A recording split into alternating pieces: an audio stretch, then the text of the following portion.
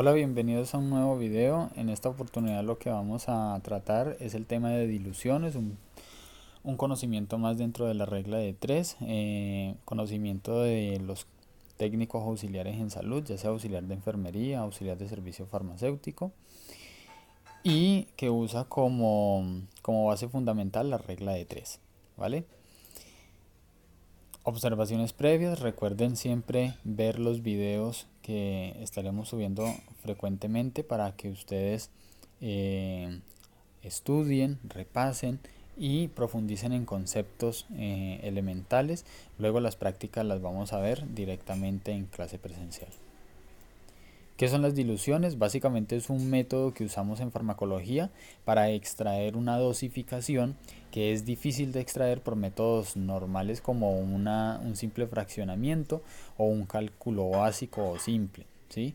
Esto básicamente se utiliza es en momentos cuando, por ejemplo, la dosificación que dictamina el médico tiene una numeración muy difícil de calcular y no podemos dividir una tableta fácilmente. Ejemplos.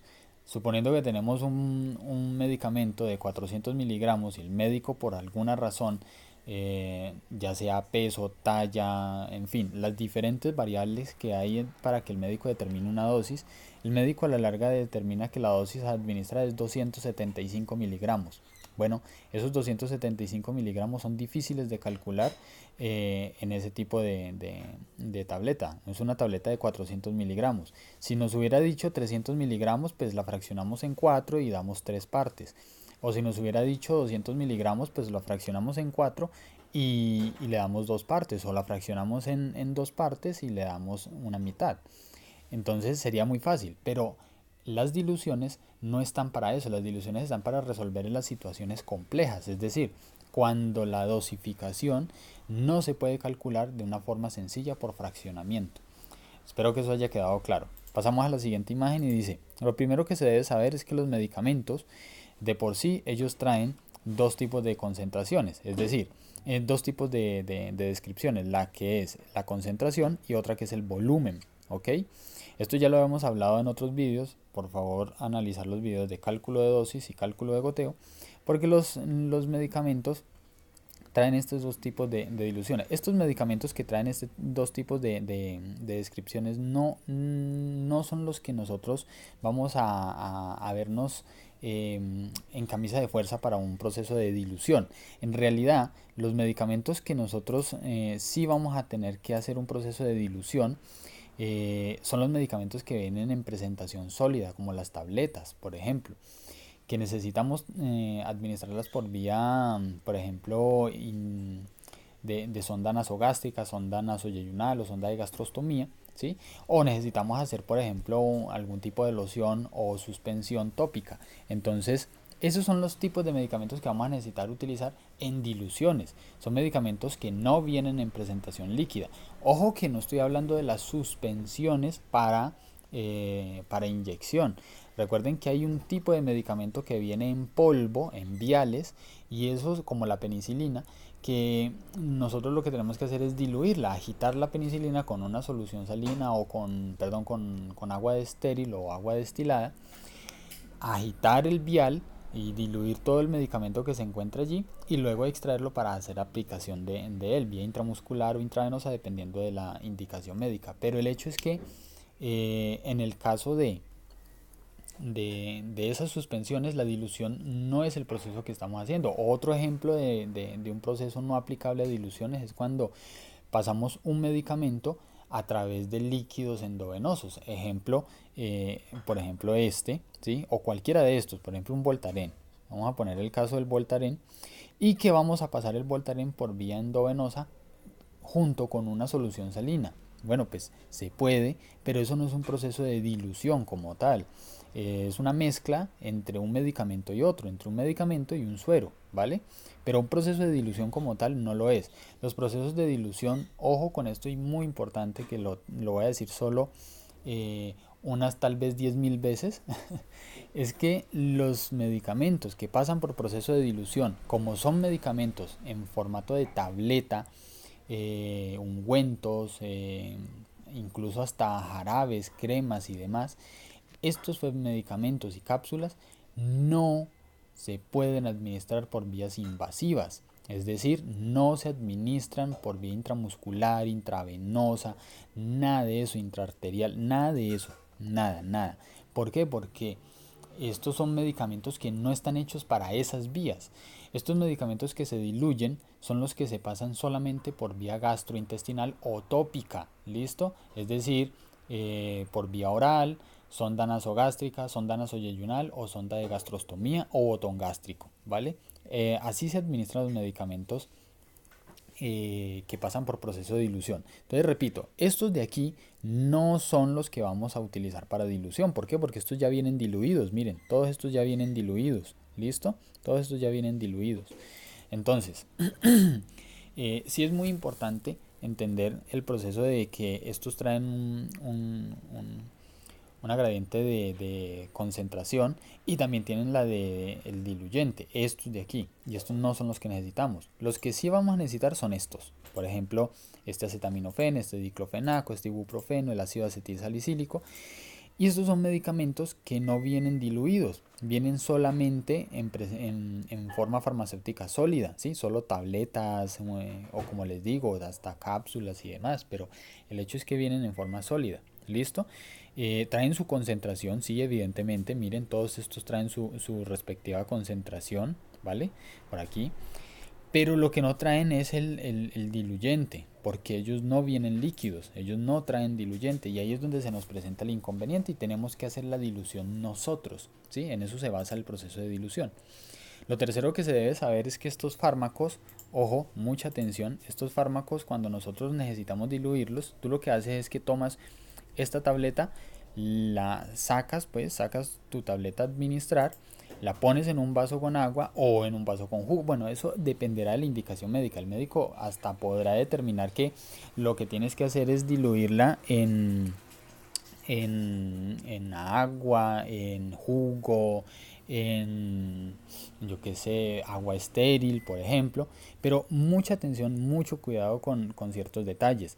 Los fármacos que pasamos por proceso de dilución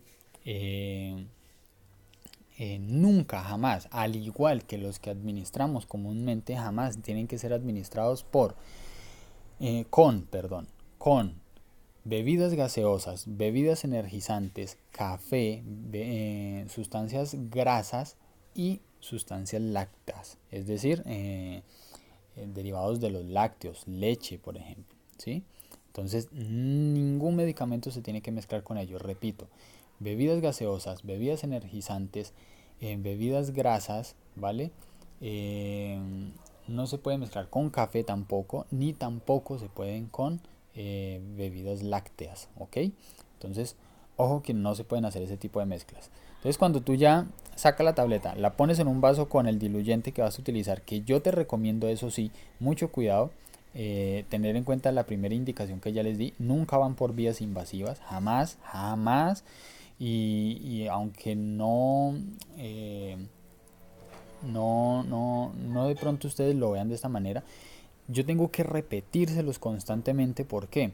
Porque a pesar de que uno se los dice y se los dice y se los dice, y todavía vemos en el campo de la salud, todavía vemos personas que cometen errores muy básicos y llegan al punto de, por ejemplo, como vimos hace algún tiempo, el caso de aquella persona que administró una milanta por vía intravenosa. Pues a la larga el paciente terminó falleciendo y esto no puede suceder porque es que es cuestión de lógica y sentido común. Entonces ese tipo de cosas no se pueden hacer. Ojo que las diluciones no van por vía invasiva, ¿listo?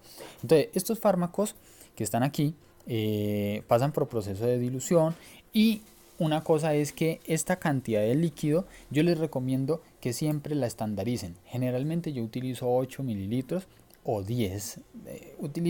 No utilicen más de ahí, máximo 10 mililitros, ¿listo? Más de allí no vale la pena. Pueden utilizar 2, 4, 6 y eso sí, traten de utilizar números pares. Los números pares son nuestros amigos en temas de matemáticas aquí en el campo de la salud, pero ya es decisión de ustedes. Pero eso sí, máximo 10, no diluyan tanto el medicamento. Entonces, esa es la primera indicación. La segunda, una cosa importante de la primera indicación. Para medir esos 10 mililitros utilicen una jeringa de 10 mililitros y punto.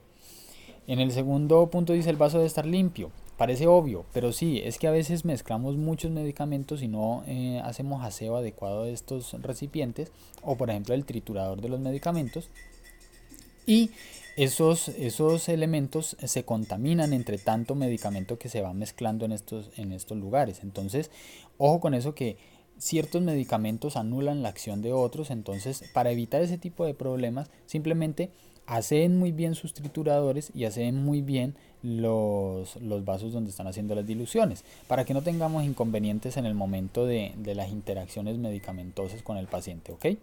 Otro punto es el de realizar cálculos de dosis. Obviamente tienen que realizar su cálculo de dosis para poder sacar la dosis adecuada que tienen que administrar. Usar un medidor, obviamente la jeringa que yo les recomiendo. Habrán otras alternativas, sí, pero yo les recomiendo una jeringa, es lo más preciso, sí, es lo más preciso que hay.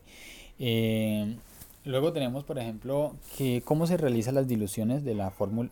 Se utiliza, como normalmente ya lo sabemos, con una fórmula regla de 3. Las diluciones son igual que todos los otros procesos, como goteo, como el caso de dosis. Aquí lo mismo, una regla de 3 simple, que tienen que utilizar, muy básica: A por B dividido en C. La única diferencia es que B somos nosotros quienes estamos, ya no es el medicamento.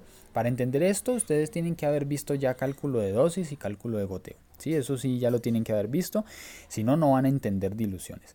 Entonces, A por B dividido en C. Solamente que nosotros aquí somos los que decidimos la cantidad. Yo recomiendo 10 mililitros, ¿sí? 10 mililitros. Entonces, es importante que aquí en este punto ya ustedes sepan que esto se multiplica por esto, ¿sí? Entonces, A por B, yo siempre lo coloco así como enredado aquí, como para que entiendan que esto es un parcial, esto es un resultado parcial. Luego trasladamos este otro resultado de aquí, este valor de aquí, lo trasladamos aquí debajo, significa que este es el valor divisor. Entonces esto lo dividimos por esto, ¿sí? Esta fórmula yo creo que ya la conocen perfectamente. Y el resultado viene con una nomenclatura, que como estamos hablando de diluciones, obviamente la nomenclatura va a estar expresada en volúmenes, es decir, mililitros o cc's. ¿Listo? ¿Cómo se realizan las diluciones? Fórmula regla de 3. Bueno, ya sabemos que es A por B dividido en C. Listo, esto ya lo sabemos, la fórmula es la misma. Ahora, ¿qué vamos a hacer? La orden médica es A multiplicado por B, pero en este caso recuerde que somos nosotros los que decidimos la cantidad en la que usted diluyó el medicamento, la cantidad que usted utilizó de diluyente. Y el factor divisor es la concentración total que tenemos de medicamento, ¿sí? Normal, o sea, lo mismo de ya cálculo de dosis, ¿vale? Lo mismo, es lo mismo, exactamente. Aquí solamente lo que varió fue esto, que usted fue quien decidió la cantidad. Haces la multiplicación normal para llegar al punto de un resultado parcial entre esto y esto, luego trasladas esto y por último haces este proceso de división aquí, lo divides por y eso te da un resultado, el cual está expresado o en mililitros o en centímetros cúbicos. Simplificando la fórmula sería así: dosis diluyente, dosis por diluyente dividido en concentración, estos dos te dan un resultado parcial y luego lo divides por la concentración total de medicamento y esto te da ya el resultado final, ¿vale? Expresado en estos dos, ¿vale? Mililitros o cc. Recuerde que mililitro es lo más común. Ejemplos que vamos a trabajar con las diluciones. Vamos a trabajar este ejemplo de aquí que dice: la orden médica es administrar ASA, ácido acetil salicílico vía oral, 75 miligramos cada 8 horas, ¿sí? Entonces, esa ASA vía oral que vamos a administrar en 75 miligramos, los 75 miligramos los vamos a poner aquí. Los 10 mililitros aquí, ¿por qué? Porque yo decidí diluirlo en 10 mililitros. Si usted decide hacer 8, diluirlo en 6, en 5, eso es decisión suya. Pero el hecho es que y yo te recomiendo, trata de estandarizar tu proceso. ¿Por qué? Porque si bien de pronto tienes un solo paciente, no pasa nada. Si utilizas a diferentes horas, diferentes diluciones con diferentes cantidades, pues creo que no pasará mayor cosa. Pero el gran problema es cuando de pronto tú no manejas un estándar de dilución, ¿sí? La cantidad de diluyente, y te ves en la situación de hacer el proceso de dilución para medicamentos de 10 pacientes, por ejemplo, en un servicio. Entonces va a llegar un punto en el que vas a decir, a tal paciente lo diluí en cuánto fue, a tal otro en ya no me acuerdo cuánto era, y así te vas a enredar. No lo hagas de esa manera.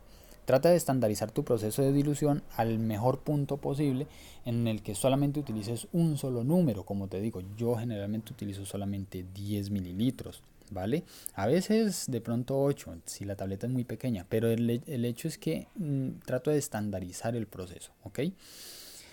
75 miligramos multiplicado por 10 mililitros que yo decidí de diluyente, por eso coloco aquí el vasito porque soy yo el que lo decido.